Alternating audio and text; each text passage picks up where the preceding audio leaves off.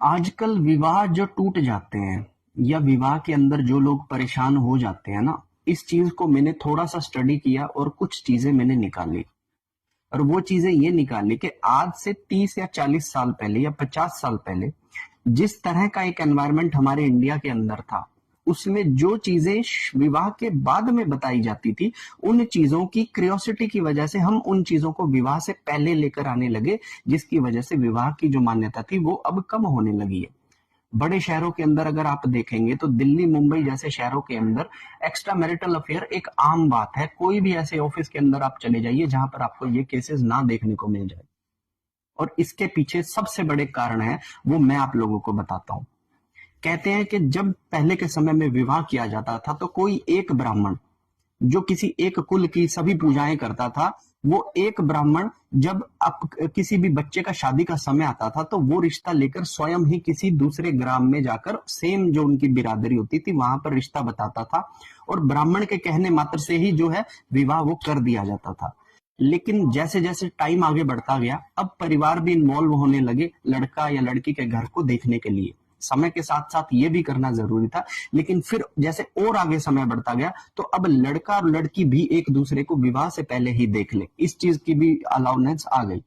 और जैसे जैसे करके एक विवाह के बाद जो पति पत्नी में प्रेम उत्पन्न होता था ना, उस प्रेम को हम विवाह से पहले ही लेकर आने लग गए।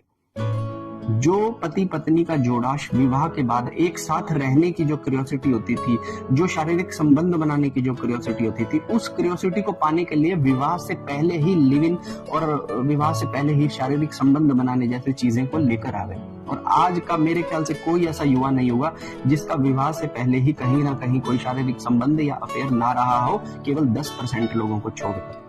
मैक्सिमम आज आप कहीं भी देखोगे तो उनके बॉडी काउंट्स आप लोगों को मिल जाएंगे। तो जिस तरीके से जो विवाह के बाद की चीजों की क्यूरियोसिटी को इतनी ज्यादा होने के कारण आप जो विवाह से पहले ही ये सब करने लग गए, तो आपके अंदर वो क्यूरियोसिटी जो विवाह के बाद पति पत्नी की होती है ना, वो खत्म होने लगी। सेक्स आपको कहीं भी मिलने लगा, केयर आपको, प्यार आपको कहीं भी मिलने लगा। अब इतना ज्यादा हो गया है कि अब हम एक व्यक्ति के साथ नहीं रह सकते।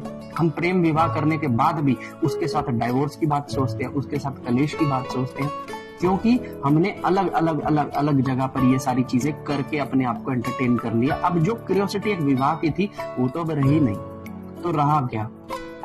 इसी वजह से आज जो विवाह है उसकी वैल्यू खत्म होती जा रही है। युवाओं के अंदर बिल्कुल भी मन चला गया कि विवाह में कुछ भी नहीं पड़ा। विवाह को एक बोझ समझा जा रहा है, विवाह को एक जिम्मेदारी का टेंशन समझा जा रहा है, कलेश समझा जा रहा है। ये आज का हमारा समाज जा रहा है।